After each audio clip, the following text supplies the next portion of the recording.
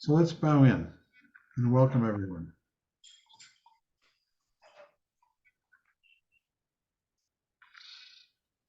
So we're doing these two chapters, chapter 45, The Art of Everyday Living, which leads right into chapter 46, Glimpses of Emptiness, Shunyata, which is quite profound.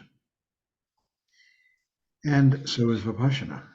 And this is the practice that we do every day in the mornings. We do shamatha Vipassana, mindfulness awareness. The shamatha element just means that we're grounded, we're here in the present, we're not off in dreams.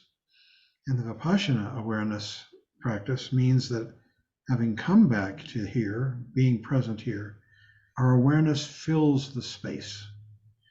We are aware of anything and everything as it arises.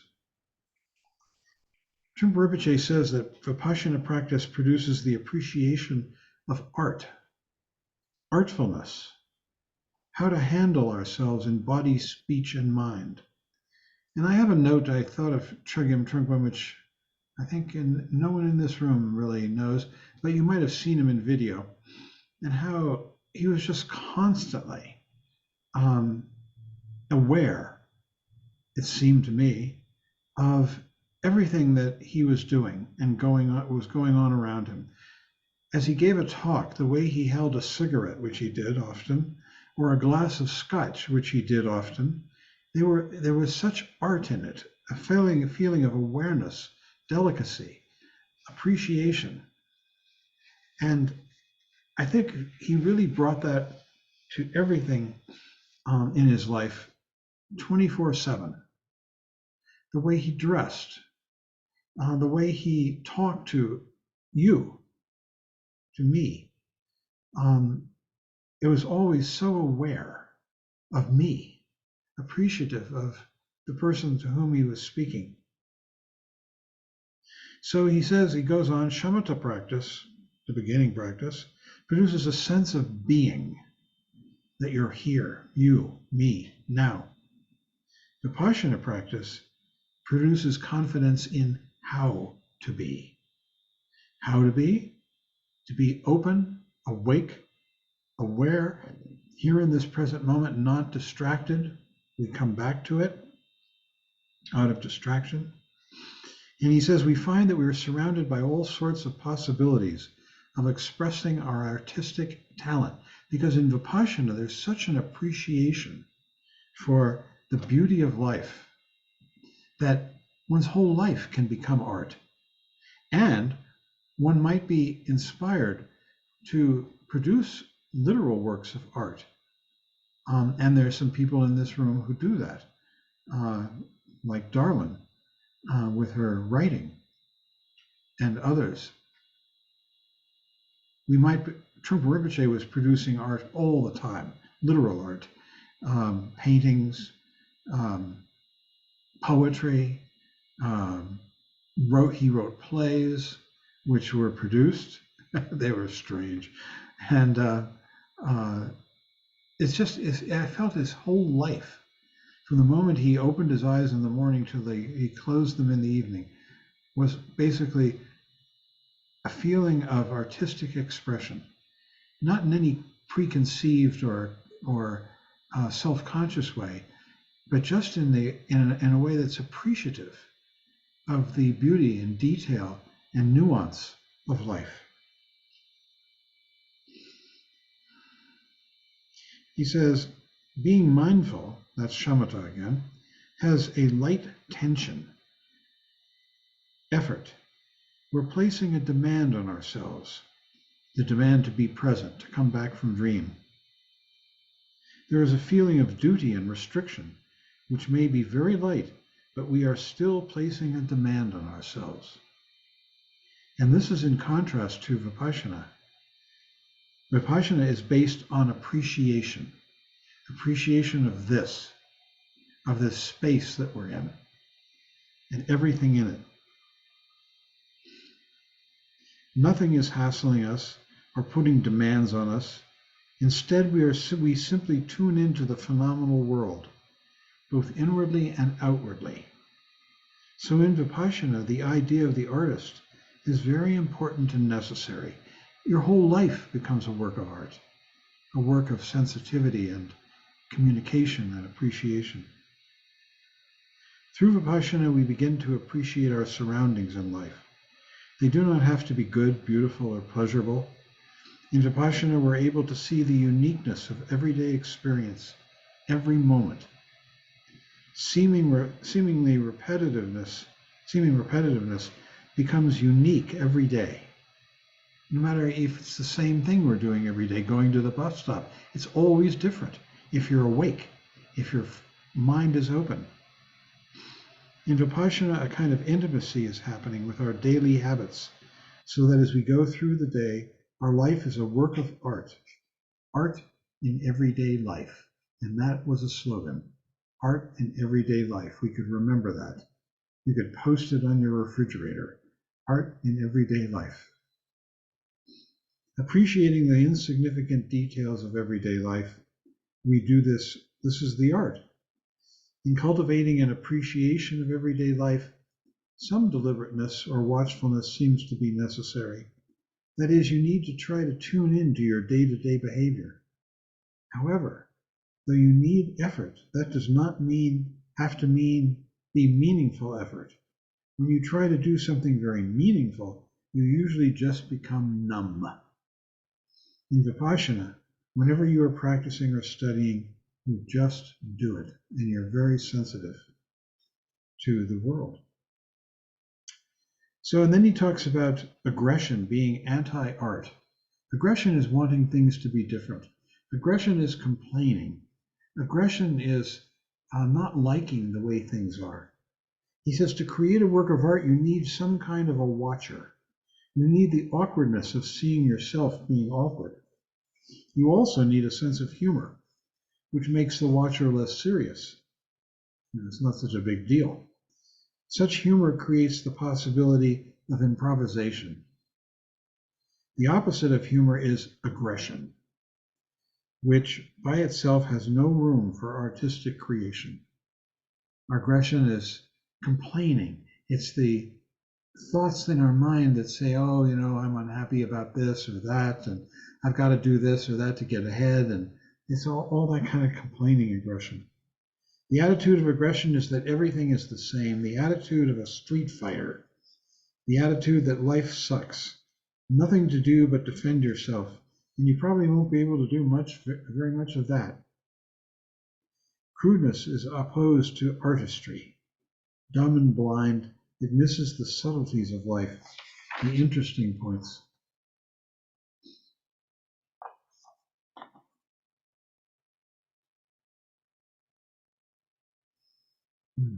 Yeah, the crudeness involves needlessness of being meticulous. You don't want to be meticulous. It's too effortful. Unwilling to engage in repetitious effort to see or appreciate a situation. And it prevents you from developing the patience to actually experience. That's what aggression does. We've been talking about aggression in the other class too. It's the worst of all the kleshas, because it really destroys the world of beauty and meaning. The genuine artist overcomes aggression and impatience. Artistic training and meditation practice both require patience and discipline. You need to realize that your training and discipline are your possessions, and you can do with them what you like. It is up to you how to present them. It's the same with the wisdom of the lineage. That wisdom is handed down to a particular lineage holder, which is all of us here. We're becoming lineage holders. But that lineage holder exercises his or her own authority as to how to present it to a particular generation, how to communicate it. We have to be creative. The artistic and meditative traditions of the East have always been very orthodox and conservative. Learning how to do characters with a brush, practicing over and over and over again, for instance. involving long and painful training process. In the West, particularly in the 20th century, people do not always want to go through such thorough training, but that approach is very chancy. The problem with the quick training approach is that it is marked by impatience and aggression, wanting to get something out of it.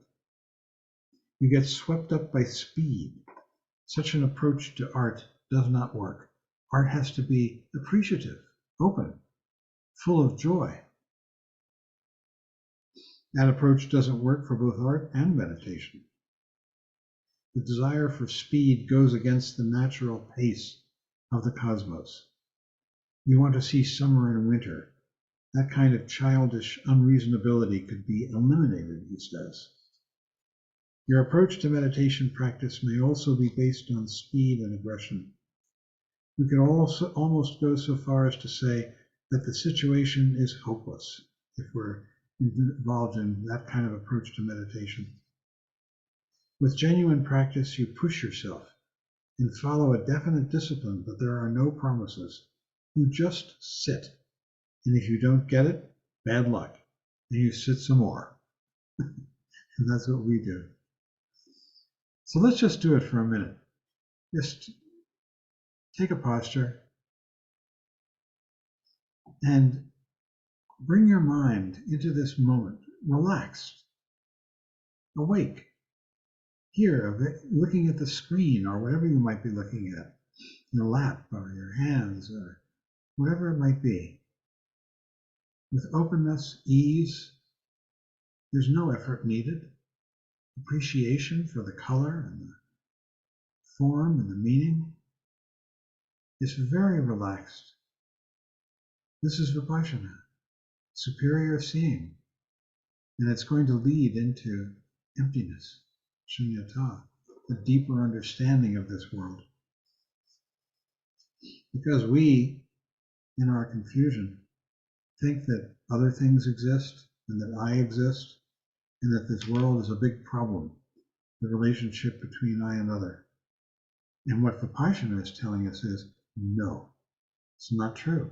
You can let that go and just rest here in awareness and be responsive. Okay, you can relax. That's a joke. So, Vipassana artistry. He says in Vipassana there is tremendous appreciation of life. This is the key. This is where we're going with all of this. This is why we're on this path. And how to conduct one's life with appreciation, artistry, kindness, all of that. Vipassana practice is not only sitting meditation or meditation in action, it is a unique training in how to behave as an inspired human being. And I think about how Trungpa Rinpoche used to do all kinds of things with his students. And I remember, we all came to him, we were all hippies, right? I had a ponytail and a beard, and everybody had something like that. And we were all looking for a way out of modern society, the Vietnam War, the conventional lives of our parents, the day-to-day routines. And he kept saying, it's not a matter of finding the way out, it's a matter of finding the way in. And he got everybody to start wearing nice clothes, like men wearing sport coats and ties and women wearing dresses. And he got us starting businesses and employing each other and making money. And all of it was based on Vipassana, an appreciation of beauty. I remember him taking us on shopping expeditions, the men. I think he did it for the women too, but I know he did it for me and the men, where we'd go over to, there was a men's clothing store here in town that we all liked called Livoni.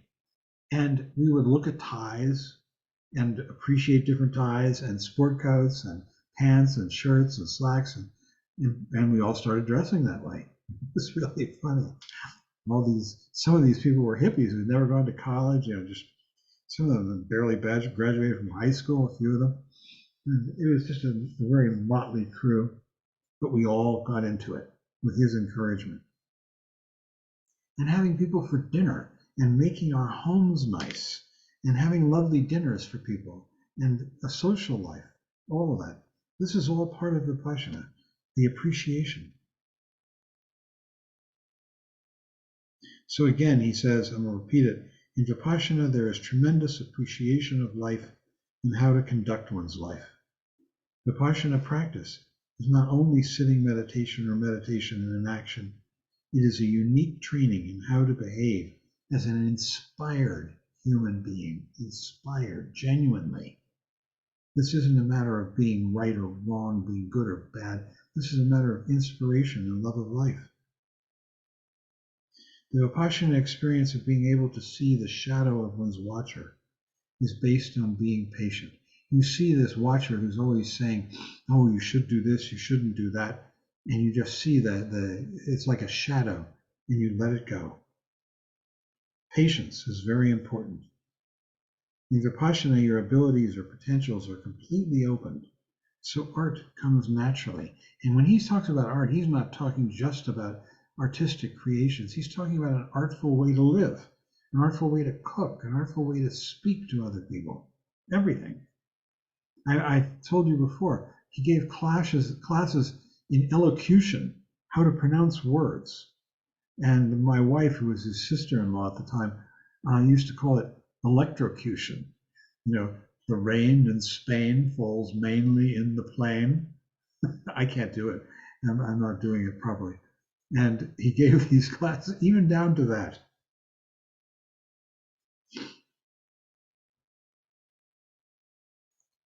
He says, you don't need much inspiration, much vocabulary, or any tricks in order to create good poetry, painting, music, or other art forms. You simply express the experience you have experienced. You just say it, just play it, just paint it. That's so simple. We're usually so intimidated with the idea of creating a work of art. It has to be good, it has to be artistic, it has to be up to someone else's standards. And he's saying, no, you simply express the experience you have experienced. You just say it, just play it, just paint it. And the psychological aggression of wanting to be good, as it were, is transmuted into the energy of artistic talent. You begin to realize that you can do all kinds of things to your amazement. This releases you from the bondage of self-doubt. Don't we all have so much self-doubt? Oh, I can't do that. We say, I'll never be any good at that. And this is releasing us from that bondage. He says the Vipassana experience of art also includes relationships. It has to do with how to communicate, how to speak, as I've mentioned, how to cook, how to choose your clothes in a shop, how to select food at the supermarket. Gentility has nothing to do with a particular culture which you may not know. Rather, it has to do with your instincts being open and having the room to bring your potentialities into action. This has to do with becoming a Bodhisattva. This is really a Bodhisattva is a person who behaves like this. The most supreme, highest society person you could ever imagine. The Bodhisattva is known as the great host, the ship, the bridge, the highway, the mountain, the earth. You don't have to start that grand, but you can start on the practical level of developing your awareness of that potential or possibility. You could be a host. You could host people at your house for beautiful dinners, all kinds of things. This overcomes ordinary clumsiness and crudeness and fundamental phenomenological clumsiness and crudeness. Art is not about creating charm and beauty alone. It is anything that is workable or rich. In terms of art in everyday life, or Vipassana experience, this is what the Vipassana experience, he calls it art in everyday life. Transcending aggression is the root of all the artistic talent one could ever imagine. Aggression towards others, but especially aggression towards oneself. Self-criticism. Like the sword of the wisdom Bodhisattva Manjushri, genuine art cuts the speed and aggression of ego. And I'll end there and turn this over to Philip. Well, before we do that, Philip, let's have any questions or discussion or comments. We'll do it again after Philip's talk. It's so important.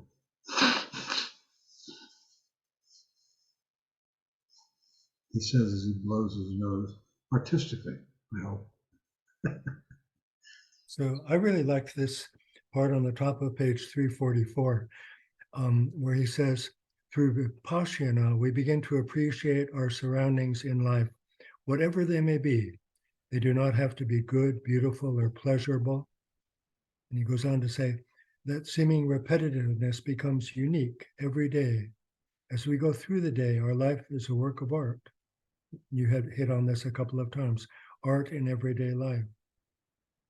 But we spend so much time judging things, saying, yes, I can embrace this, and yes, I will reject that. But it's all the same world.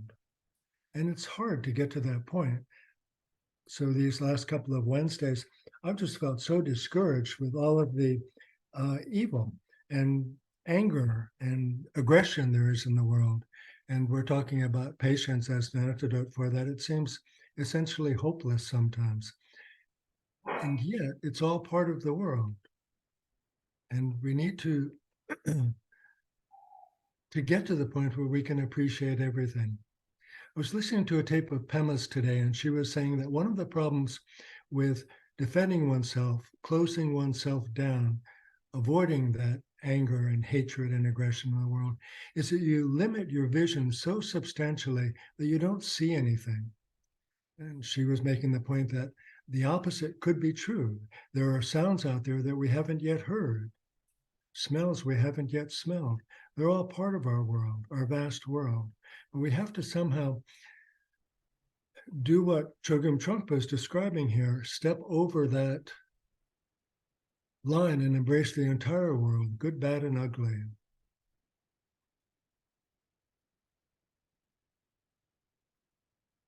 Thank you. Anyone else in the comment? Darling, you're an artist.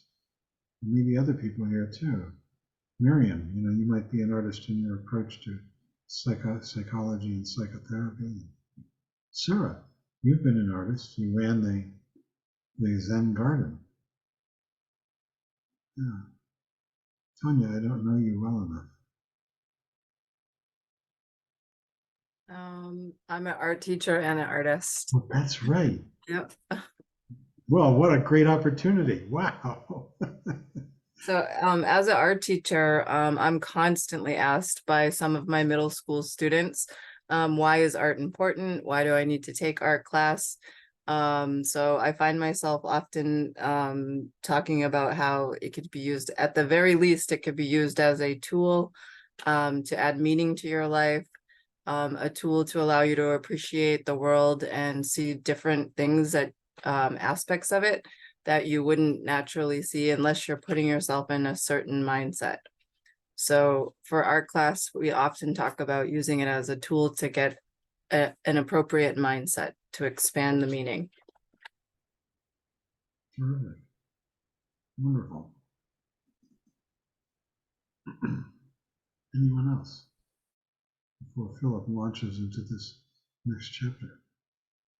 I've been thinking a lot about how everything pushes us away from it. Because, for instance, Ivy is her favorite thing in the world is art, and they suggested that she drops her art classes to focus more on math. Oh my gosh. I just think it's bizarre, because that takes away her enrichment, but it's society pushes us away from it as well. Tells us to hurry all the time. Really? Really? Yeah, this world is neurotic. We need to counter it. Miriam. Yeah, I was trying to incorporate this in my teaching. It's university students, and I have 2 large classes. They're 500 students each. Wow. And I did a meditation exercise in class, maybe 5 minutes, 5-7 minutes. And many had never ever meditated. And so I had the whole sort of theory behind it, but also the practice. And they were quite engaged, you know. I think it was hard.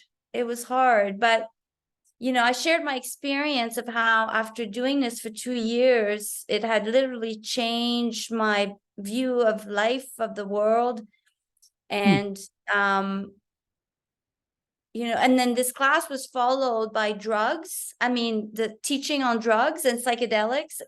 And I said, nobody can be on magic mushrooms every day, but they can meditate and achieve a similar change in perspective on the world and being part of, interconnected, the dissolution of the ego that everybody seeks with psychedelic drugs.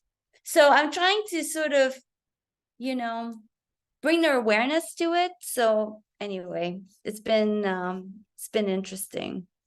That's wonderful. Thank you. Thank you. What an opportunity to help people. Well, Philip, you want to take it away? Okay, thank you. So this chapter 46, Glimpses of Emptiness. So this chapter describes the gradual blossoming of Vipassana, which is essentially the gradual development of the understanding and experience of emptiness, or egolessness, or shunyata. These are all synonyms for the same thing. So this chapter talks about 3 stages of Vipassana, and Chogyam Trungpa starts by saying this: to understand Buddha Dharma, a person must meditate under the guidance of a teacher and be properly trained in Vipassana.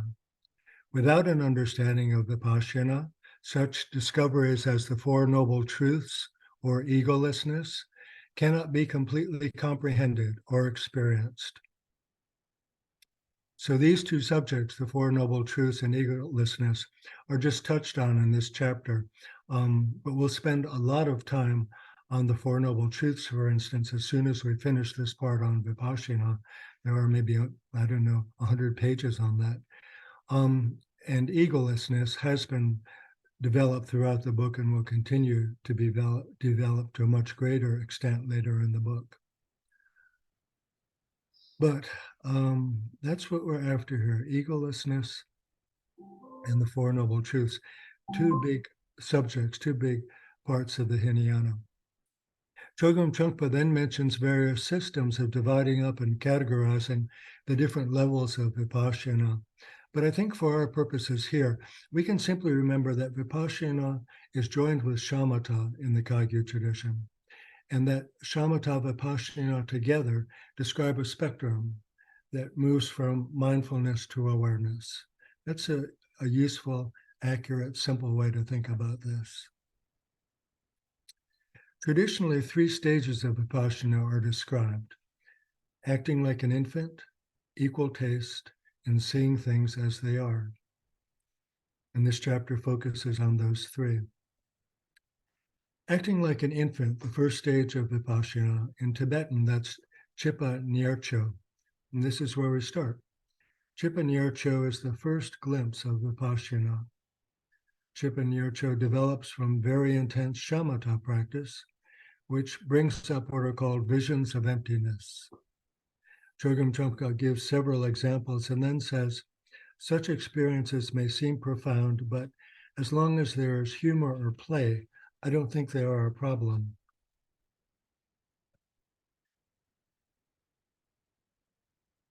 Later on, we can come back to that or not. It seems more important now to move forward.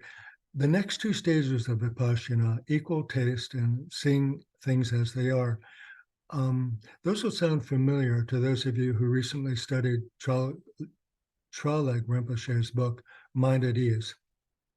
So if you had a sense of deja vu here, you were not wrong. So you'll remember the 4 yogas of Mahamudra, which included the yoga of one flavor, one taste, which is emptiness or twofold egolessness, and the yoga of non-conceptuality, which is the nature of mind, seeing things as they are. So here in this chapter, the concepts presented as equal taste and seeing things as they are not dissimilar. And you could think of them as precursors to those 2 yogas, because at our level here, basically things are just kept simpler, but they're not really essentially different. So that sense of familiarity is certainly appropriate. So equal taste, the second stage of Vipassana. In Tibetan, that's Ro Nyam. The concept of emptiness, twofold egolessness, runs just below the surface of this whole level.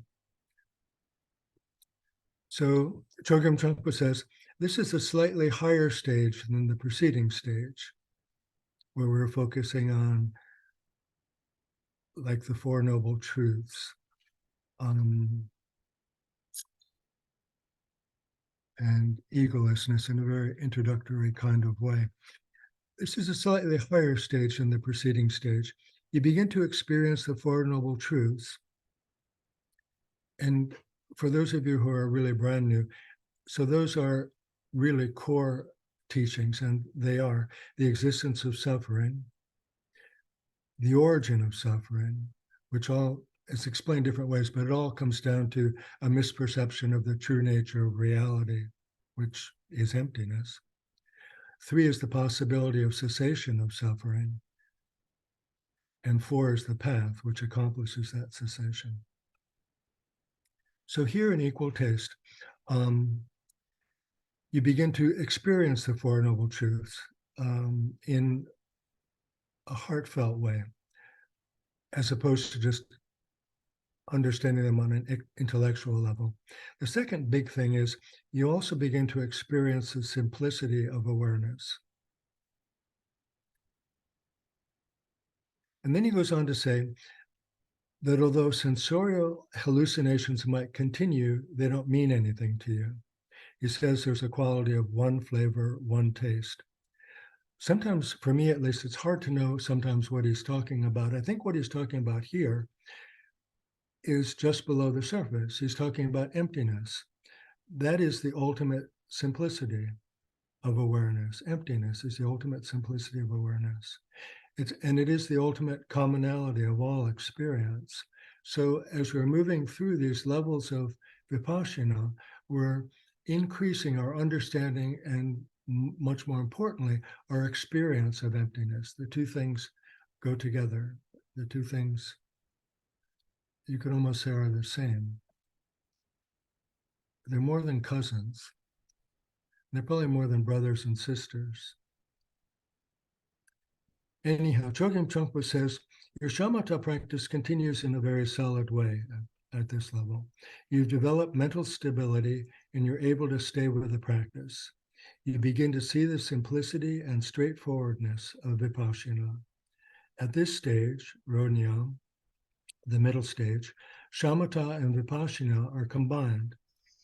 He points out that this combination is the goal of the Burmese meditation schools in particular. And then we move into the 3rd stage called seeing things as they are. And here he'll use the word Maha Vipassana often, and that you could think of as just meaning great Vipassana, the ultimate Vipassana. So at the 3rd stage of Vipassana, then Tibetan it's Teshan Mikpa, here emptiness does come to the surface. So earlier on, you're sort of aware of it, and then it's like right below the surface, but here it's actually rising right to the surface. Seeing things as they are, the Maha Vipassana experience, the link between Hinayana and Mahayana, where you begin to experience emptiness or shunyata. where you begin to suspect that something might be profoundly wrong with your fundamental view of reality, and that perhaps, and that has perhaps been wrong for your entire life. So these questions start to come in. Chogyam Trungpa again. You sense that you are basically shunyata, or empty. Your psychological makeup, the embellishments you indulge in, and your thought processes are all non-existent.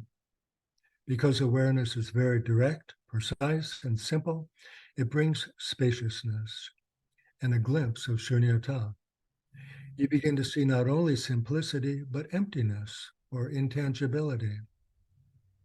He says, in Maha Vipassana, a quality of conviction begins to take place, a primitive shunyata experience. With Maha Vipassana, you have a glimpse that you are inherently nothing, not as a meditation experience alone, but as a kind of fundamental devastation. So as we move forward in this chapter, you do run into these expressions, and then later on in this page and the next page is this concept of fear.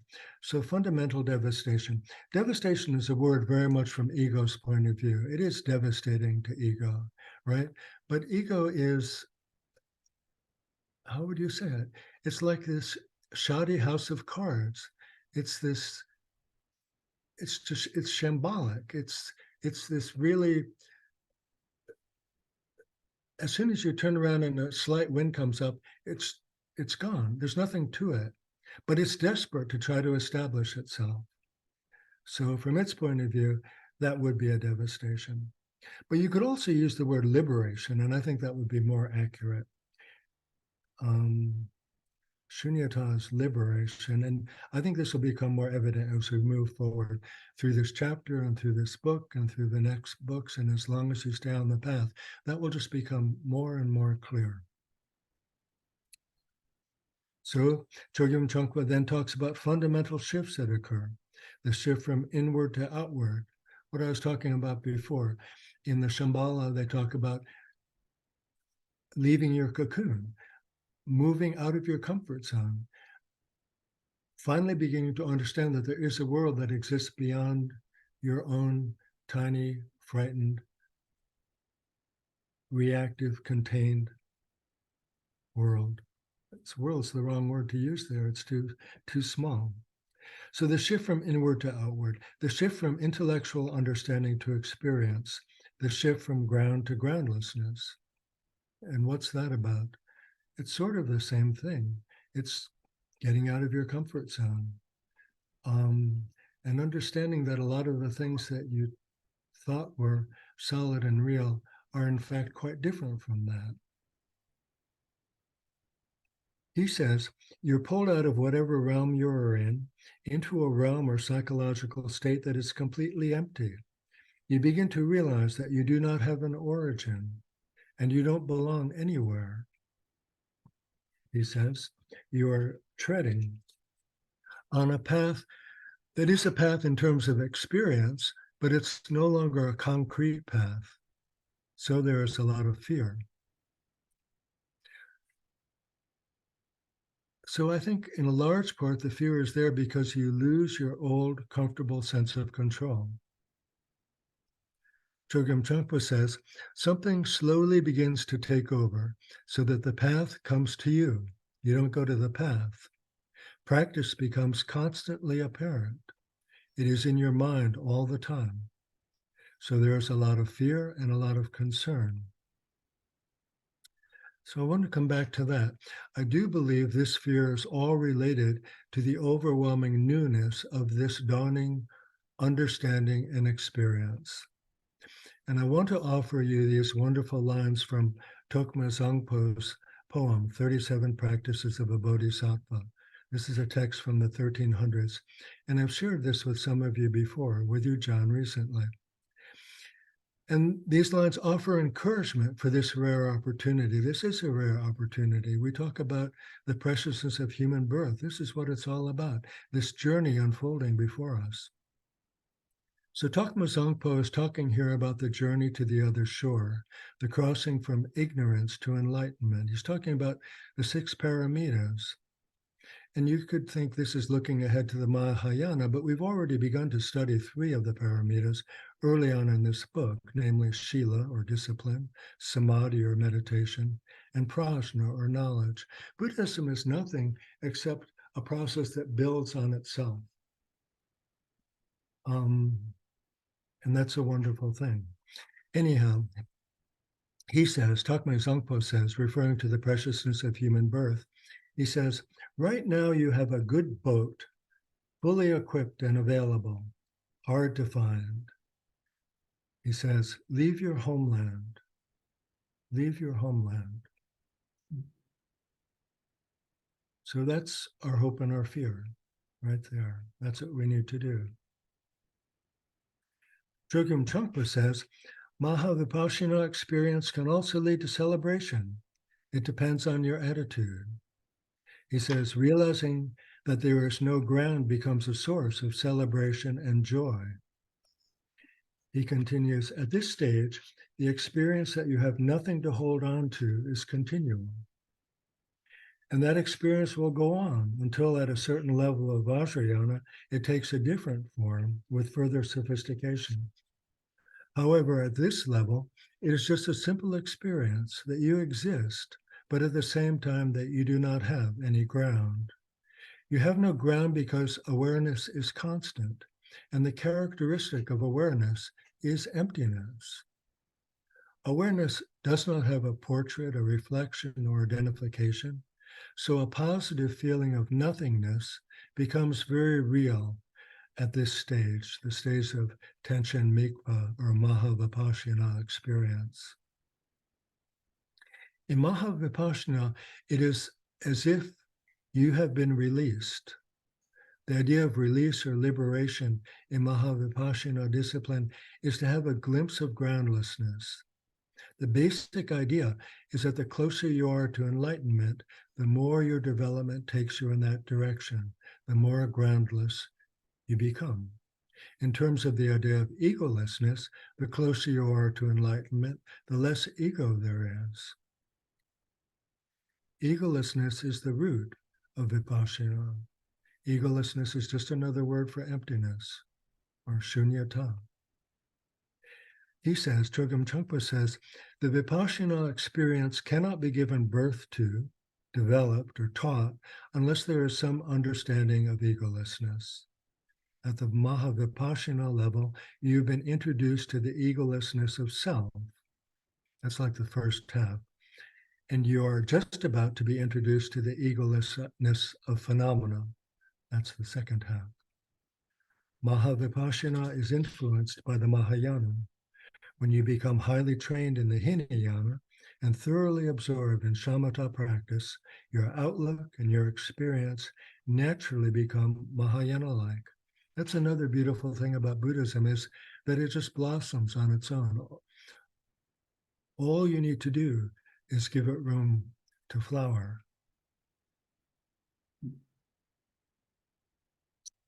Your experience naturally becomes Mahayana-like. Unless you develop Vipassana and realize the importance of wakefulness, you will have only a very distant view of Vajrayana or even the higher levels of Mahayana. And then he concludes with these thoughts.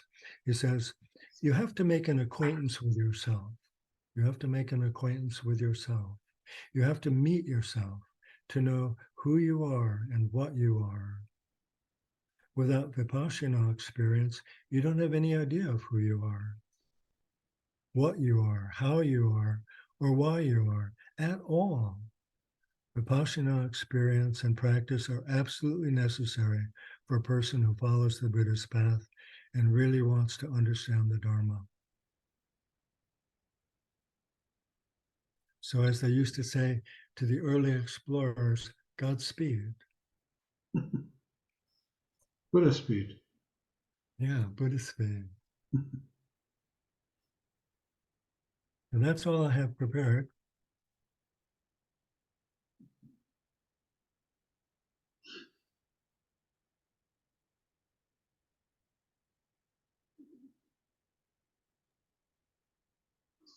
comments?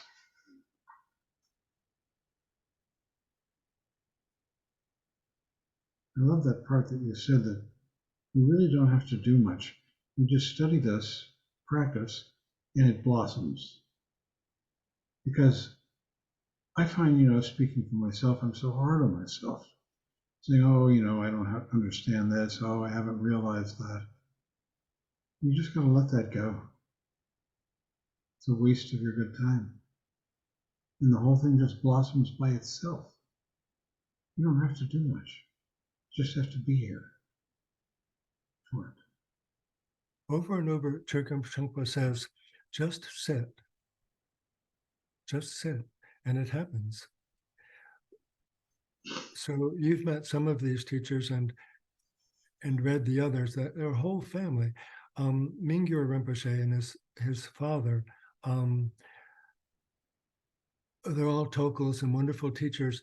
And his father is teaching Mingyur when Mingyur is a very young boy, and he's complaining about not practicing it right, not getting it right. It should be like this, it should be like that. His father says, it can be upside down, it doesn't matter. The earth can be in the sky and the sky can be in the earth. He says, just sit. Yeah. There's no such thing as a bad meditation session. It's just the American in you talking.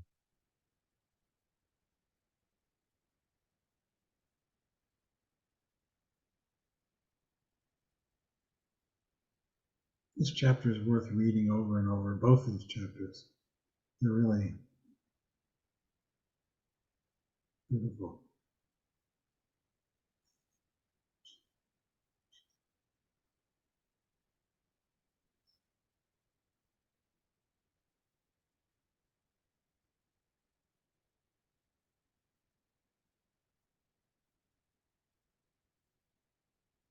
It's life-changing. It's so gradual that often you don't notice it, but sometimes you do. So Miriam articulated that tonight, and I've heard other people say that as well. And sometimes people in your orbit will point that out to you. They'll say, you're a different person than you were 5 years ago. You're not as angry as you used to be. Things like that. You're more patient. Or sometimes you'll just notice that you can see the world that you just sort of like took for granted before, whether it's washing dishes or drinking tea or walking past a tree or listening to your child, being fully present for your child.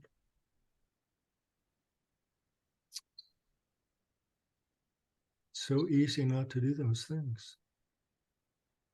And for what? For all of these things, like, is the electric bill going to be paid on time? In the broad scheme of things, who cares?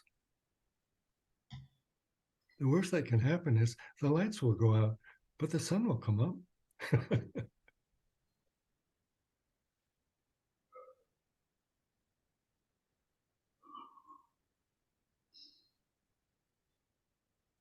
Yeah, we're giving up being so hard on ourselves. Miriam. Yeah, I just wanted to add that I've noticed the self-criticism diminish over time, and I was a very hardcore, very self-judgmental person as a trait, across situations, across time. Sometimes it'd be worse, then I'd be consumed by it. And now, sometimes I catch it, but I don't take it seriously. And it feels like my attention has been liberated. Like I can pay attention to what's around me. I don't dwell in so much regret or self-doubt. Like it really is liberating, and it was very gradual. And I always say to myself, oh, I need to sit more, I need to spend more time on the cushion. But because of my schedule, it's been really hard to do that in a consistent way. But I catch moments of mindfulness where I do practice shamatha, vipassana regularly throughout the day. And there's smaller moments, it's like it catches me more than not. So this this gets ingrained, I think, over time, and has a lot of rewards that come with it. The end of suffering, as they say, you know, not entirely, not 100% of the time, but I don't know. I Yeah, Yeah. that sounds absolutely right. And you're definitely at the point in your practice where you can do awareness practice all of the time, just for a few seconds. Just notice your breath. You know, on your way to class, notice that person and truly notice that person.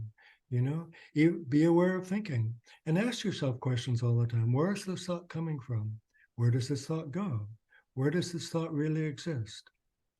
Where does my mind end? Does my mind extend beyond my skin? You can do that all day long, awareness practice. Does your mind extend beyond your skin? Yeah, of course it does. Most people don't think about this. Well, then the question becomes, how far does it extend beyond my skin? And does it meet other minds? Is there a difference between the minds? There's no end to the questions. Keep asking them. And you can do this even as you're grading papers, right?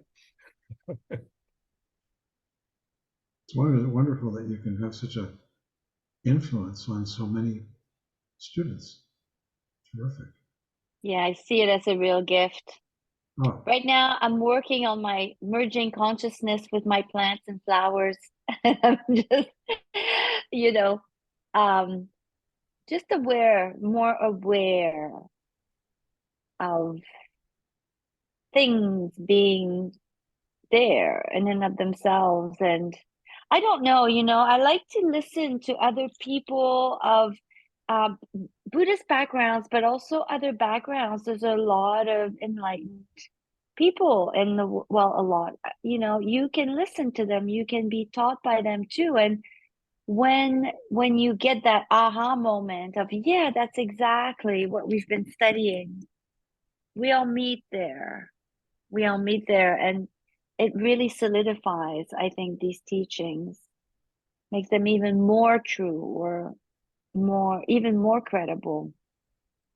Are you saying we all meet there? They all get to the same point? I think that the enlightened perspective brings us to the same place. It seems like people use different words, Mhm. different concepts, but I hear it from philosophers, I hear it from physicists, I hear it from you know practicing like meditation teachers. I hear it from people who take these trips, come back to talk about it. No, it's such a good reminder. And then nothing matters all that much, in our lives. It's put into context. Yeah, I agree with you. I think we meet at the same place. So then one wants to take that observation and put it next to the questions about what are the limits of my mind? And are the minds all meeting there? And is it the same mind? There's, is there on my mind? yeah, whose mind? What mind? And then you start thinking about it in terms of time, right? There's no end to this. No, Yes. it's infinite, yeah, and non-personal. Right. That's the difference between the devastation and the liberation, because the personal part gets left behind, and that's okay. It's not a loss, it's a gain, definitely. Mm-hmm. Valerie has her hand up. And then Jill. Thank you. Thank you, Philip and John. The word that keeps jumping out at me is glimpses. And if I'm always looking for it, striving because of fear of failure, fear of leaving my home, as it were, leaving my cocoon, I'm not gonna see the glimpse. I won't recognize it because I'm so deep in the ego, the self. So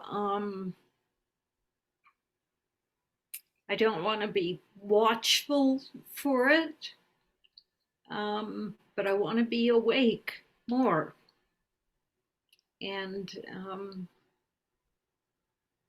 just present. So without a goal, that's my challenge. That's, Having no goal. I think you're describing our practice. I mean, we do the practice, we come present, glimpses and insights just happen. Sometimes, yeah. And the more unsought they are, or the more,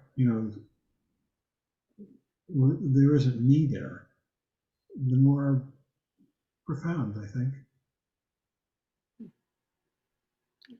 What do you think, Philip? I think different people say different things. So I agree with that. And Barry last week was saying, when he was teaching on this part of what you're saying, Val, that you never really see it straight on, but it's always sort of in your peripheral vision. So there are glimpses that way. And yet I remember Mingyur's father, Urgyen, is that how you say his name? Yeah, Urgen or Ujin. Would enjoin his students to actively seek out those moments of awareness, to constantly look for them, to make that essentially their life's work, to look for the nature of mind, to be there. And his advice was, each time you got there, to extend that, to stay there longer and longer. And he took that to the nth degree, where it actually became enlightenment. I guess he was an enlightened person himself and had lived through that process. But that was his advice. Because I think without studying and practicing, it all just goes over your head. You're not even aware the possibility exists. So it's okay to actively seek them out, I think. Although I've also heard people say, just, relax and it happens. People are different, and different things will work for different people. For me personally, I do actively seek out moments of awareness, moments of mind. That's one of my big efforts. So when I'm not sitting in formal meditation like that month I just spent in Vermont, I would sit on the porch and just look up a mountain. And I guess that's kind of an informal meditation. But what I was really looking for was that Zen expression. I went to the mountains to meditate until there were only mountains. That's what I was hoping to experience. And sometimes there were bits of that.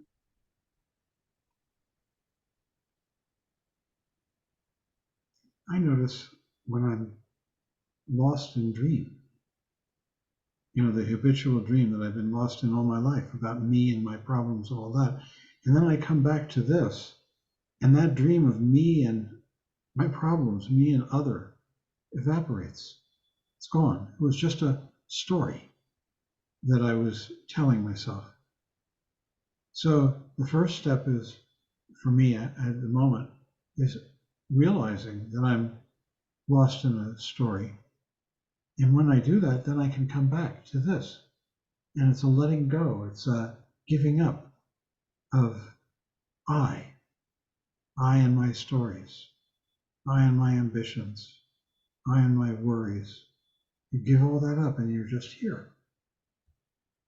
And here feels much more real than these stories, which are like fictions, made up, repetitive, unhappy.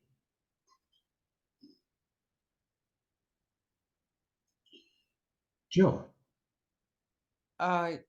Yes, Philip, you said something very briefly about 3 stages of Vipassana, the first being seeing or thinking as a child. And you said you wanted to kind of pass over that to get to the next two levels. But I wonder if you could just circle back and give a little explanation of what was meant. Sure. The reason I passed over that was because I had not personally experienced it at all. And what he was talking about there were the so-called visions of emptiness.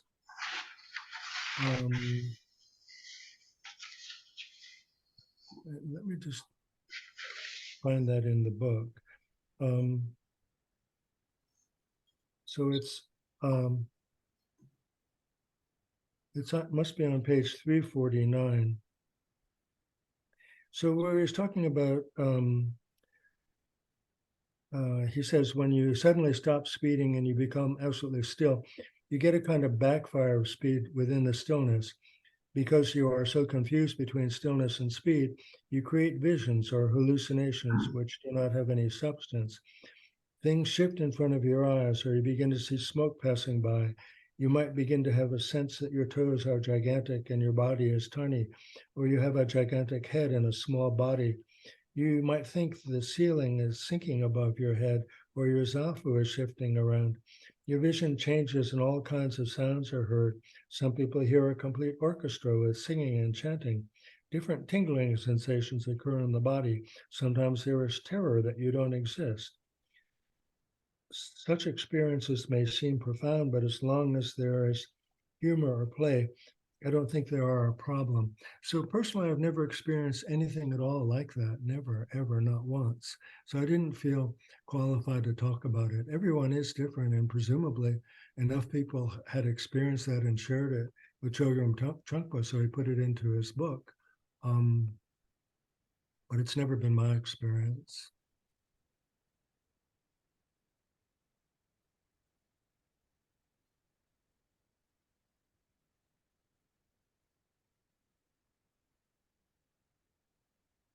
My experience is that it's just a gradual unfolding. It's a gradual blossoming. Clarification and intensification of the vividness and beauty of the world. Yes, that becomes greater and greater, and one's concerns with oneself become less and less. So I started out thinking I'm more important in the world. And then things come into balance. I'm still important, but I'm no more important or less important than anything else. It's all important, but on an equal level. And with that comes vision. So it really is as if I've spent the vast part of my life with blinders on, living in this tiny world, seeing just this really small part. And as a human being, I'm limited no matter how liberated I can become. I'm limited by my sense organs. And I understand that there are a lot of animals, a lot of different species that smell better than I do and hear better than I do and taste better than I do. But I can at least, in this lifetime, I guess I'm coming around to thinking, it took me a while to believe in multiple lifetimes. And that too is a very gradual understanding and acceptance. So I'll say, in this lifetime, I'm limited to what humans can sense. I'd like to maximize that with the time that I have and the sense organs that I have. So I think the fear of leaving your homeland is misplaced. I think the fear ought to be directed toward not doing that, right? In my case, there's just a limited time left, right? And there's a whole world to experience, to be in. But again, I think it's really a matter of us seeing the distinction between these limited stories that we tell ourselves about ourselves and our lives and the people and the things in our lives, these problematic stories, seeing the difference between these conceptual stories and then this right here, now. which is full of wisdom, clarity, and this is what's real. The stories are imaginary. They're partial half-truths at the best, often worse. And they're really insidious. You wake up worrying about this stuff, but this stuff doesn't matter. Darwin has a hand raised. I keep wondering about if the development of the ego is at first necessary, because I keep thinking about like ego analytic psychology, and if a child doesn't have a sense of their separateness, then they might be psychotic because they don't have boundaries. So I wonder if how Buddhism talks about that. Well, I can actually tell you something about that. For ordinary people like us, it's necessary that we be born into ego and that we grow up with a developing sense of self and ego. And they say that in Tibet, they didn't start people meditating, children, until they were about 9 years old, because that's about the age when the self is fully formed and developed. And you don't want to start tearing that down or breaking it apart too early, because then the person will sort of be damaged. You have to wait until it's fully formed before you start doing the things that take it apart. Meditation, study, and all the rest. And that's what they said. Now, a child and an infant is born at about the level of the third skandha. This is the five-fold development of ego, And the first skandha is just the basic split between I and other. And the second skandha is that having experienced that split, then one wants to feel the quality of this other. Is it for me, against me, or indifferent? And the third skandha, which is where a baby is born, is impulse. And having had the feelings of if that thing is it for me, against me, or indifferent, then if it's for me, you want to pull it, the baby wants to pull it towards it. If it's against it, if it's threatening, you want to push it away. And if it's indifferent, no, they don't care. And you see this in the attitude of an infant or the behavior of an infant. It cries when it needs milk, wants milk, gets the milk, it's happy, cries when it's uncomfortable and needs to be pooped and cleaned, and then when it's clean, it's, goes back. This is the level at which a child is born. But that's what they say, about 9 years old, more or less, before you really start seriously training a person in meditation, like a tulku, like Trungpa Rinpoche. Although they also said about Trungpa Rinpoche that because he was a tulku, reborn, an enlightened person who took rebirth, he said people were constantly always looking at him for signs of did he remember his previous lives, signs of was he going to be extraordinary. It was a bit of a burden. And if I could add to that, Darlene, I've heard people say that you need a healthy, mature ego to have developed and become fully formed before you can begin to deconstruct it and leave it behind.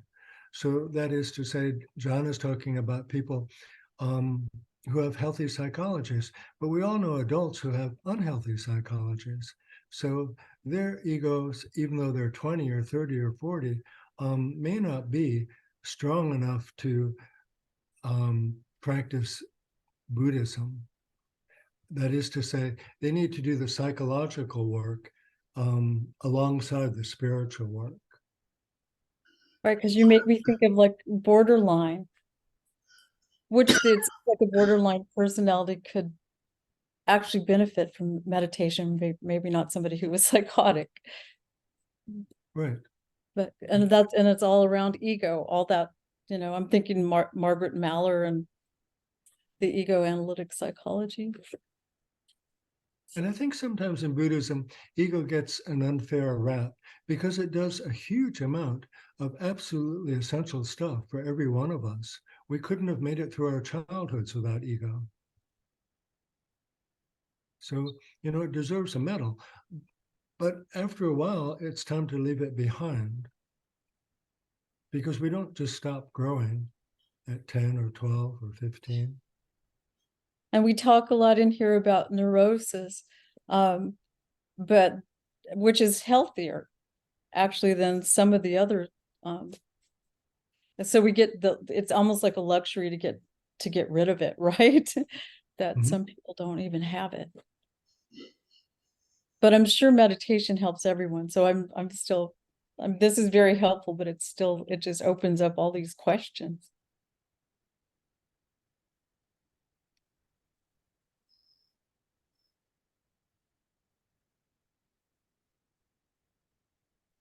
Tanya, you have a rich opportunity teaching kids art. It's wonderful. Miriam, could I just put out Ken Wilber's name before you introduce your thought? He's a philosopher who has thought, and a Buddhist who has thought long and hard about what it means to be a Buddhist in the West, and talks about an integration of psychology and Buddhism and the importance of developing the spiritual side at the same time you develop the psychological side. And he worked with Tralek Rinpoche toward the end of Tralek's life, developing this philosophy, if you want, called Integrated Buddhism. And they each have put out a book with that title, Integrated Buddhism. And I should say I'm very skeptical of Ken Wilber, knowing him personally. He's all intellect. He is all intellect. Yes. All intellect, and very little of anything else. And so anyhow, we disagree on Ken Wilber, I think. But you do like Tralek Rinpoche. I do like Tralek Rinpoche, yeah. Miriam, go ahead. I'm sorry. Thanks for your patience. Oh, no, not a problem. I was going to say, in terms of psychotherapy, there are a lot of models in psychotherapy that are now integrating mindfulness into the treatment protocol. So, for example, with borderline personalities, the idea of acceptance as opposed to resistance to the strong emotions that come up for these individuals is a very strong component now, not to resist, but to accept all parts of their experience, which is borrowed from Buddhism. In cognitive behavior therapy for depression, mindfulness is a new element that's been added and has been found to prevent relapse to depression. And that's a big deal. And I think the reason it does that is when you can practice mindfulness meditation in between episodes, not while you're depressed, but once you're in remission, the self-repetitive negative talk, the ruminations that often just keep people really low, the negative self-referential thinking, as they say, it starts to loosen up a bit. And then you can have this ability, this skill, as you catch yourself starting to engage in that downward spiral of negative thinking about yourself. You're taught how to interrupt that earlier in the process, and that can be very helpful. And so I think Buddhism can be integrated into psychotherapy as a means to end suffering. Like it works for everybody in a way, but I mean, somebody who's contact with reality is very, very fragile. So someone who's pre-psychotic or about to become psychotic, I don't think that this is a place there, because they're losing touch with reality already. They're not well organized enough. The ego is not strong enough in a way, right? But I don't know. And what we do in Buddhism is to undo like what's really interesting to me is now they have discovered this neuroanatomical correlate to meditation, the long-term effects of meditation on the brain, and the way in which the brain functions during meditation. And, there's a circuit called the default network, default mode network, which is what we engage in when we're daydreaming, when our mind wanders off. And that is active 50% of the time for most people. And they found that when people's minds are wandering, they're less happy. And what we're taught is to short circuit the mind wandering, so to speak, or loosen the grip of that network. And we need to exercise these executive functions, which is the discipline, Sheila, coming back to the breath, always coming back, strengthening that executive control over, mind wandering, if you like. And so it's kind of interesting that they have we have a model in terms of brain functioning for what's happening, but nobody can give us a model of consciousness that is satisfactory, meaning awareness, pure awareness. What is that? Like, we don't have a pattern of networks on the neural level that can account for that. It's still missing. And so people keep insisting that consciousness and awareness cannot be reduced to brain functioning or mechanisms or neural function. So anyway, that's my summary of what I've learned in terms of the psychology of Buddhism. Yeah, you can superimpose that on what John was saying, and it matches up point for point. So the things do meet, they do get to the same place. And the last part of what you're saying makes me think, well, maybe they're looking in the wrong place, right? So if you can't find a model for awareness, it's perhaps because you're not looking beyond the limits of our own skin. Maybe the model isn't within the boundaries of our individual bodies. You're looking in the wrong place.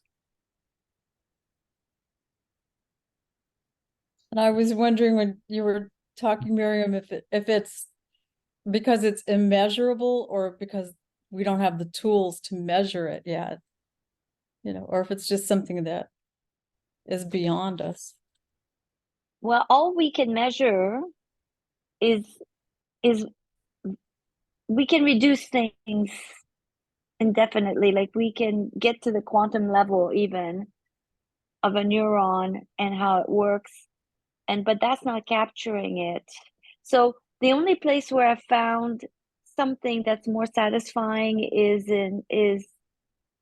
beyond space and time, beyond our traditional physics models. And some people are talking about an order beyond that, and they make a good case for it. It's a mathematical solution, in fact.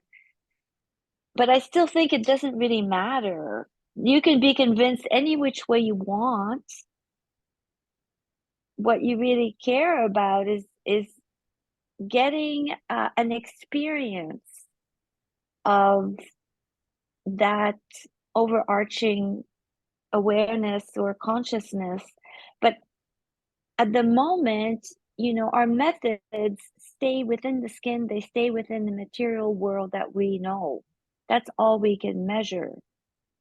So that's as far as science can go. And even the invisible, the quantum level, I think is, I don't understand it fully, but I don't know that anyone's found consciousness there either. It's more beyond that. So I don't know. I think it's an interesting exercise, but I like, I think you're dead on. I think that's absolutely right. So the Buddhists are fond of saying it's beyond thought and concept. And they are fond of saying it's absolutely experiential. It's a different kind of knowing. So they use the example of a child and a stove. A parent can tell the child 100 times, if you touch the stove, you'll burn yourself, it will hurt. Well, that's one thing. The child can one time touch the stove, burn himself, and it's suddenly experiential. It's an entirely different kind of understanding. It's an understanding in the heart, in the body, or outside of the body, who knows? But that's what I mean about perhaps we're looking in the wrong place. I agree with the Buddhists that it's like, to use their expression, it's the finger pointing at the moon. There's a real limit to what we can do with our concepts and our words and our books and our classes. What really matters is the experience. That's where stuff happens.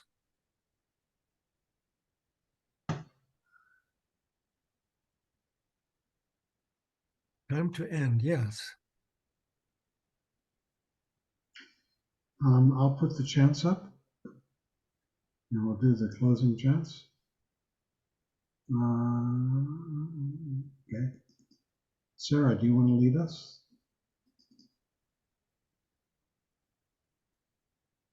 I'll mute all.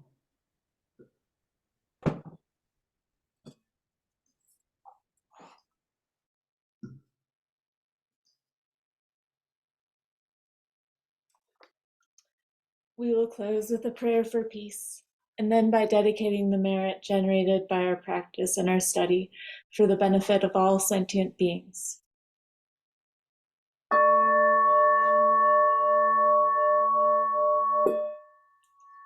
By the blessings of enlightened and compassionate ones, by the power of my positive actions of 3 times and my prayers of pure aspiration, may wars, conflicts, epidemics, and all other maladies dissolve in this world, and may the earth and all who live on this earth enjoy the abundance of well-being. May all learn to live lovingly with each other.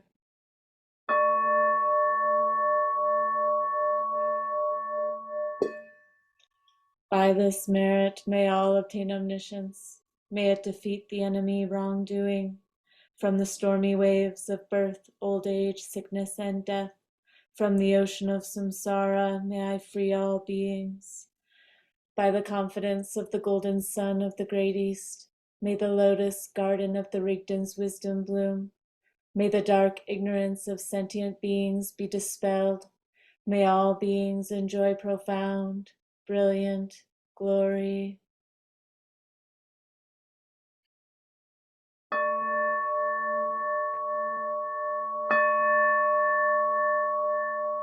Thanks, everybody. Thank you, guys. Thank you. Thank you, Thank Philip. you. Thank you, thank Philip. you. Thank you all. Thank Thank you. Thanks, everyone. Good night.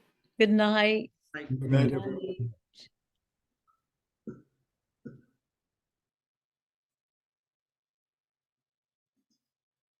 Bye.